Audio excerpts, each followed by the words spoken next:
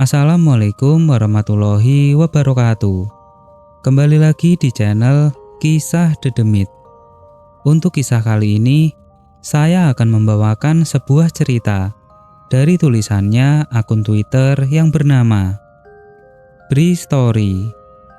Dan untuk kisah yang akan saya bawakan kali ini, yaitu sebuah kisah yang berjudul Supir Ambulan. Untuk kalian yang ingin membaca ceritanya secara langsung, silahkan kunjungi link yang akan saya cantumkan di deskripsi. Dan seperti apa kisahnya, langsung saja kita menuju ke ceritanya.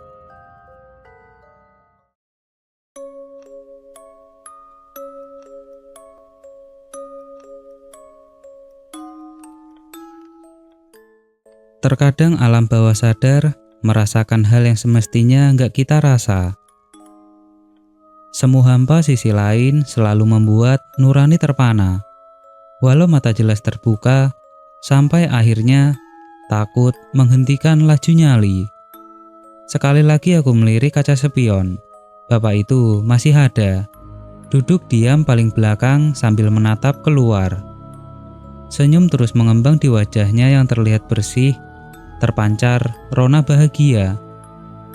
Di sebelah bapak itu ada seorang ibu dan anak lelakinya. Si ibu terus-terusan menangis, sementara anaknya terus menenangkan ibunya. Drama hidup yang sudah sering aku saksikan ini belum juga membuat aku terbiasa melihat dan mendengar orang yang sedang dalam kesedihan karena salah satu anggota keluarganya terbaring kritis. Tetap membuat hati dan perasaanku bergetar juga. Aku jadi ikut sedih, selalu begitu. Sementara Doni, perawat yang ikut dalam penjemputan, terdengar masih terus memberi perawatan kepada pasien yang tengah terbaring. Jalanan Jakarta tergolong sepi. Tentu saja karena masih jam 2 pagi. Sebentar lagi sampai. Rumah sakit hanya tinggal beberapa ratus meter jaraknya. Ingin cepat-cepat sampai saja rasanya. Suara sirine terus memekakan telinga, mengiringi ambulan yang sedang aku kemudikan melaju dengan kecepatan tinggi. Perempuan muda, usia 20-an tahun, parasnya cantik, rambut panjangnya tergerai sampai bahu. Dia duduk di depan, di sebelahku. Sejak dari rumahnya tadi tempat aku menjemput. Dia sepertinya adalah adik dari laki-laki yang duduk di belakang. Sama seperti ibunya, air mata perempuan ini terus mengalir sepanjang perjalanan. Walau sama sekali aku nggak mendengar suaranya. Akhirnya gerbang rumah sakit sudah kelihatan. Aku lalu mengurangi kecepatan. Ambulan aku bawa masuk gerbang. Ketika kami sudah benar-benar sampai, gedung UGD menjadi tujuan. Aku menghentikan kendaraan di depan pintu UGD.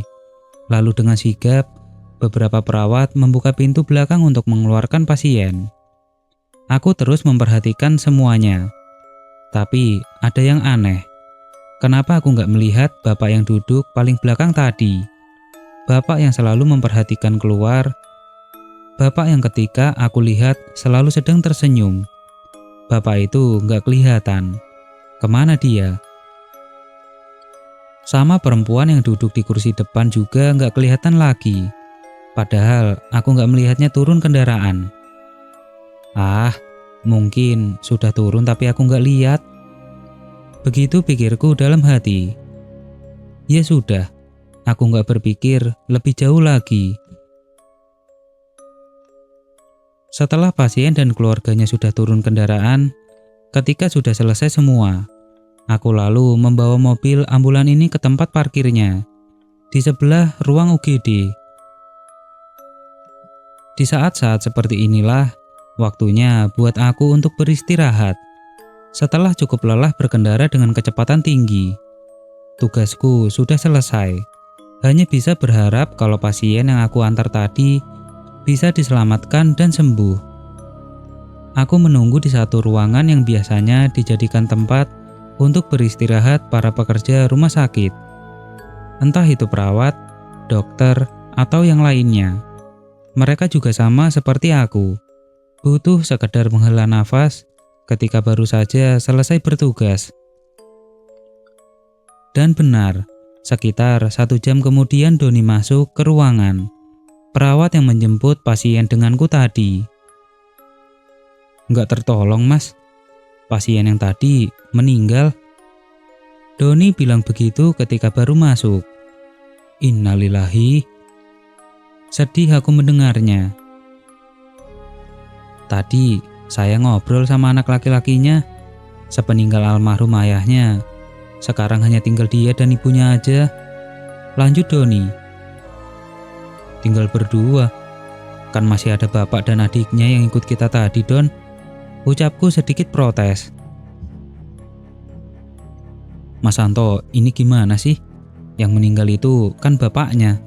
Sedangkan adiknya sudah meninggal juga 2 tahun yang lalu. Sakit katanya. Kan tadi ada bapak-bapak di belakang bareng kamu, Don. Bareng pemuda laki-laki, ibunya, dan adik perempuannya yang duduk di depan. Mas, tadi itu aku di belakang cuma bareng anak laki-laki pasien dan ibunya aja. Nggak ada tuh bapak-bapak. Doni mulai agak tinggi nada bicaranya. Terus, bapak yang duduk di paling belakang itu siapa? Berkumis, agak gemuk, rambutnya sedikit ikal. Ah, Mas Santo halu nih. Hehehe. Yang digambarkan itu kok mirip dengan pasien yang meninggal tadi? Beneran, Mas.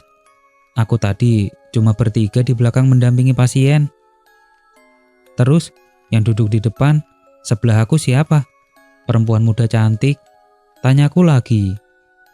Sepanjang jalan tadi, gak ada tuh orang yang duduk di depan.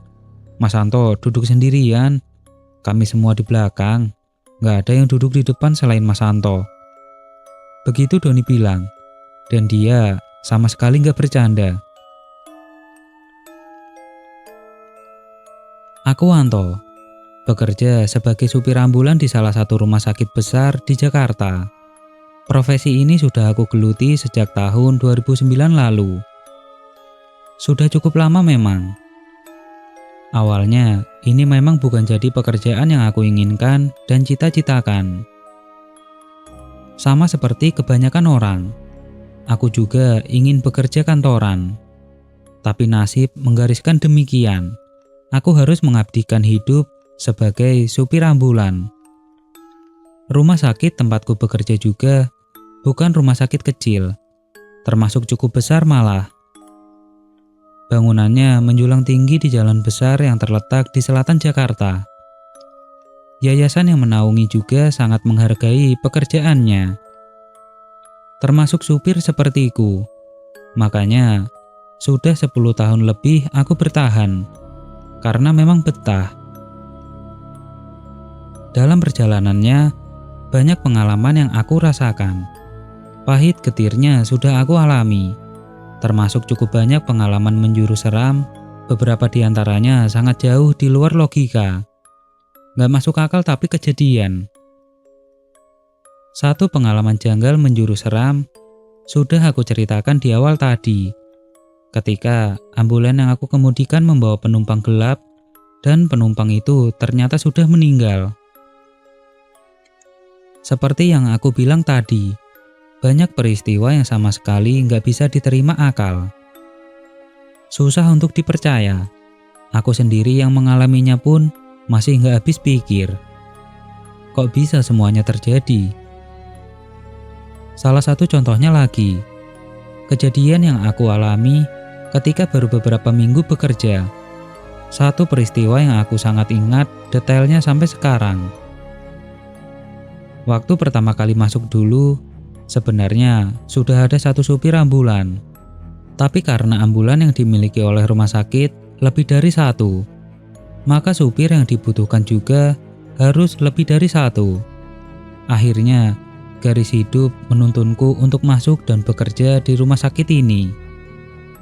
Ada satu ambulan yang berbeda. Kalau ambulan lain adalah kendaraan baru dan modern, Yang ini ukurannya lebih kecil dan usianya sudah cukup uzur. Bisa dibilang merupakan ambulan tua yang sebentar lagi akan dipensiunkan, namun masih layak pakai. Bisa ditebak, akhirnya akulah yang ditugaskan untuk mengemudikan ambulan tua ini. Kisah yang akan aku ceritakan adalah kejadian seram yang aku alami ketika mengendarainya. Ambulan yang pasti sudah banyak cerita di belakangnya, saksi bisu banyak kisah sedih dan seram. Pertengahan 2009, beberapa minggu aku baru mulai bekerja. Semua berawal ketika aku ditugaskan untuk mengantar pasien menuju rumahnya di daerah Purwakarta, Jawa Barat. Entah apa alasannya waktu itu, aku nggak banyak tanya, aku langsung menjalankan tugas yang diberikan. Masih lekat dalam ingatan, waktu itu hari Kamis, aku harus menuju Purwakarta pada sore menjelang malam. Berbarengan dengan padat kendaraan karena jam pulang kantor. Benar saja, selepas maghrib aku terjebak dalam kemacetan jalan tol Jakarta Cikampek. Volume kendaraan sangat tinggi, gak mampu ditembus walaupun terang-terangan yang aku kemudikan adalah ambulan.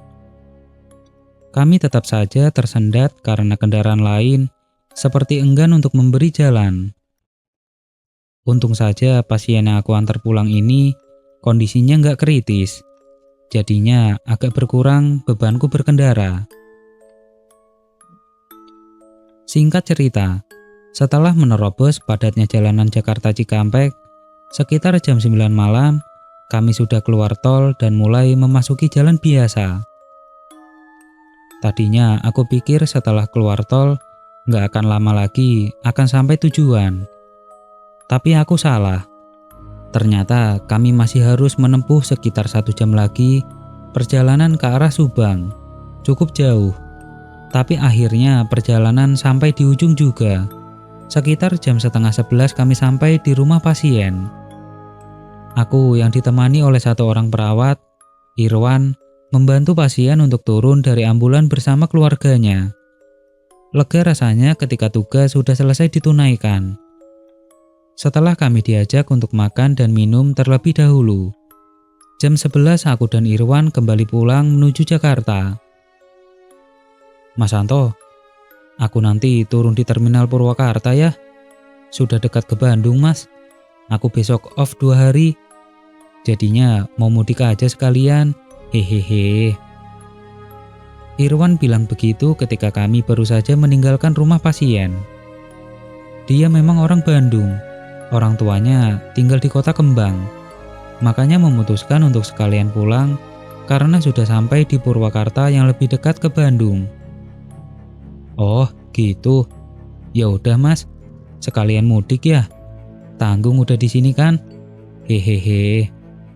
Aku jawab begitu. Begitulah, setelah Irwan turun, nantinya selebihnya aku akan berkendara sendirian menuju Jakarta. Benar adanya, setelah sampai di lampu merah perempatan Purwakarta Subang Bandung, Irwan turun dan kami berpamitan. Setelahnya aku terus melaju, masuk jalan tol menuju Jakarta. Jalan tol jam 12 tengah malam. Sudah sangat lengang walau masih cukup banyak kendaraan yang melintas. Ambulan aku pacu dengan kecepatan sedang, melihat situasi jalan yang gak terlalu ramai dan gak ada yang perlu aku kejar. Jadinya kecepatan tinggi gak terlalu diperlukan. Ditambah, sadar kalau yang aku kendarai ini adalah kendaraan yang umurnya sudah gak muda lagi. Daripada nantinya terjadi kerusakan, lebih baik aku menjalankannya dengan kecepatan normal, aman. Benar, awalnya aman. Tapi ketika memasuki sepertiga perjalanan, sesuatu mulai terjadi. Sesekali aku merasakan kalau mobil seperti kehilangan tenaga. Pedal gas yang aku injak tidak memberikan efek untuk melaju. Tapi sebentar kemudian, mesin kembali normal. Hal ini berlangsung beberapa kali. Aku jadi mulai was-was. Kenapa sih ini mobil? bergumam aku sendirian. Kemudian aku mulai berdoa. Semoga mobil dapat terus melaju sampai nanti di tujuan. Terus aku berdoa sepanjang jalan. Tapi ternyata takdir berkehendak lain. Di kilometer 40, akhirnya mesin berhenti total. Untunglah aku masih sempat mengarahkan mobil ke bahu jalan. Sebelum akhirnya mesin benar-benar mati. Lewat tengah malam itu, aku terjebak di tengah jalan tol dengan mobil mogok. Untungnya, aku masih termasuk orang yang mengerti tentang mesin kendaraan. Jadinya masih percaya diri untuk memeriksa kerusakan kenapa sampai mesin mati. Di pinggir jalan itu, aku coba mencari tahu sumber kerusakannya. Tapi aneh, entah sudah berapa kali aku memeriksa dan memperhatikan mesin mobil tapi nggak melihat ada kerusakan. Semuanya normal. Sampai akhirnya menyerah. Di titik ini, aku coba menghubungi Pak Ruslan. Beliau adalah supir seniorku. Dia juga yang sebelumnya mengendarai mobil ini. Halo Pak Ruslan. Maaf mengganggu Pak. Saya mau minta tolong. Aku bilang begitu ketika percakapan sudah dimulai. Iya, ada apa Tok? Pak Ruslan menjawab di ujung telepon. Kemudian aku menceritakan semua yang sedang aku alami.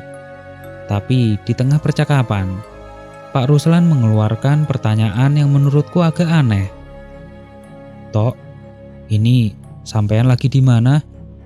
Tanya Pak Ruslan dengan logat Jawa kentalnya. Saya lagi di pinggir jalan tol, Pak. Emang kenapa? Aku menjawab dengan pertanyaan. Kok saya dengar ada orang yang sedang berdoa ya? Banyak orang? Atau kamu sedang dekat tempat ibadah? Nggak ada Pak, ini saya benar di pinggir jalan tol, nggak ada orang berdoa. Seperti itu percakapanku. Oh gitu, maaf, saya nggak bisa bantu apa-apa. Lebih baik kamu tunggu mobil derek aja, kalau memang mobil mogok total. Begitu katanya, ada orang berdoa, kok aneh, tapi ya sudahlah. Aku mengabaikan omongan Pak Ruslan itu. Beliau juga nggak bisa membantu. Nggak ada jalan lain. Aku akan menghubungi nomor darurat jalan tol itu. Tapi sebelum menelpon, iseng aku mencoba memutar kunci mobil sekali lagi. Mencoba menghidupkan mesin. Sambil berdoa aku melakukannya. Ternyata mesin hidup, menyala dengan normal. Seperti nggak pernah ada kerusakan sebelumnya. Nggak buang-buang waktu, aku langsung tancap gas. Ah, leganya. Aku terus memacu mobil menuju rumah sakit. Aku pacu dengan kecepatan cukup tinggi supaya cepat sampai. Tapi ketika persis sebelum aku masuk ke tol Jor lingkar luar Jakarta, ponselku berdering. Ternyata istriku yang menelpon. Halo, Papa di mana? Kok belum pulang juga? Begitu istriku bilang. Masih di jalan, Mah. Tapi sebentar lagi sampai kok. Ini udah di tol Jor. Papa sama siapa di mobil? Kok ada suara orang berdoa? Ada pasien kah? Aku kaget mendengarnya. Karena istriku menanyakan hal yang sama dengan pertanyaan Pak Ruslan tadi. Orang berdoa? Gak ada Maah, ini Papa sendirian. Ya sudah, udah dulu ya. Nanti Papa langsung pulang begitu sampai rumah sakit. Orang berdoa? Kok istriku dan Pak Ruslan bilang kalau mereka mendengar ada orang berdoa di dekatku? Padahal aku benar-benar sedang sendirian ini. Ah, ya sudahlah. Mungkin ada gangguan pada ponselku. Gak berpikir macam-macam. Aku terus meluncur menembus lengangnya jalan tol. Hal aneh berikutnya terjadi ketika aku sedang melintas di depan terminal Kampung Rambutan. Kira-kira setengah jam menuju rumah sakit. Tiba-tiba, sayup aku mendengar ada orang yang sedang berdoa. Bukan satu, tapi beberapa orang. Awalnya aku pikir suaranya dari luar, tapi ternyata aku salah. Suara orang berdoa itu asalnya dari dalam kendaraan, di bagian belakang mobil. Sontak bulu kuduku berdiri. Aku merinding. Suara doa itu semakin lama semakin jelas terdengar. Tadinya aku nggak berani untuk melirik kaca spion. Aku takut kalau ada pemandangan seram terlihat di belakang. Sementara itu, suara orang-orang itu semakin jelas terdengar. Entah apa yang ada di pikiranku saat itu. Akhirnya rasa penasaran memaksaku untuk melihat kaca spion. Saat itulah aku melihat semuanya. Di belakang, aku melihat ada beberapa orang yang sedang duduk di kursi yang memanjang kanan kiri. Mereka semua berpakaian gelap. Masing-masing memegang buku yang bentuknya seperti kitab suci. Mereka seperti sedang berdoa sambil membaca kitab suci di tangannya. Sementara di antara mereka, di tengah ada terbaring jenazah berbalut kain putih, menyerupai bentuk pocong. Walaupun hanya beberapa belas detik melihatnya, tapi tubuhku langsung lemas, shock, jantung berdegup kencang. Aku sangat ketakutan. Sepanjang sisa perjalanan, kaca spion aku arahkan ke atas, supaya aku nggak bisa lihat lagi ke belakang. Tapi tetap saja suara-suara bayi doa itu masih terus terdengar. Terus terdengar sampai aku tiba di rumah sakit. Sesampainya di lingkungan rumah sakit, aku langsung parkir. Lalu aku turun dari kendaraan, lari menjauh. Setelah cukup jauh, aku langsung terduduk lemas di depan pintu masuk UGD.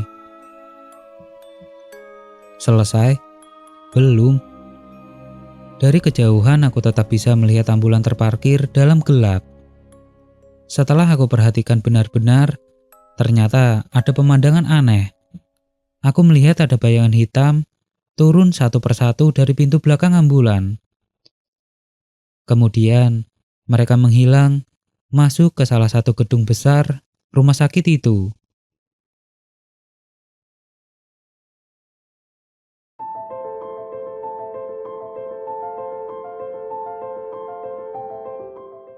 Oke teman-teman, ceritanya selesai sampai di sini. Bagaimana menurut kalian? Tuliskan di kolom komentar. Dan nantikan kisah-kisah horor selanjutnya tetap di channel Kisah Dedemit.